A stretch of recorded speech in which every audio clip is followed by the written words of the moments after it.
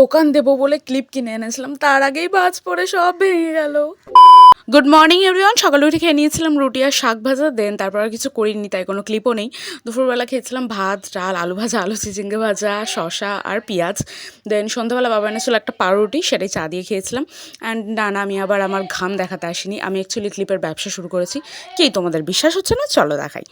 বাড়িতে আছে মাত্র দুজন মাথায় ক্লিপ লাগানোর জন্য, আমি আর আমার মা, আর সেখানে এতগুলো ক্লিপ, মানে দেখতে পাচ্ছ ক্লিপের দোকান আমি পুরো বাড়িতে তুলে নিয়ে এসেছি গাইজ। তারপরেই একদম মেঘ ডাকতে শুরু করে দিয়েছে, মানে বৃষ্টি হবে হবে, তখনও হয়নি, ঠিক আছে। তার আগের মুহূর্তটা খুবই সুন্দর। তারপরে টিপটিপ করে বৃষ্টি শুরু হতে মানে লেগেছিল একেবারে, যাই বললো না কেন। কিন্তু এখানে আমি মানে দেখতেই পাচ্ছ। তো তারপর আমি বাইরের ওয়েদারটা উপভোগ করছিলাম, তারপর বাড়িতে মানে ঘরে আসলাম, বাইরে ছিলাম যেহেতু। দেন মা বললো পাঁপড় ভেজে দে কয়েকটা। তো এখানে আমি পাঁপড় ভাজতে দাঁড়িয়ে গেছি। অ্যান্ড গাইজ এই দেখো আমার অবস্থা, এটা আমার ঘামে না, এটা আমার বৃষ্টিতে ভিজে হয়েছে।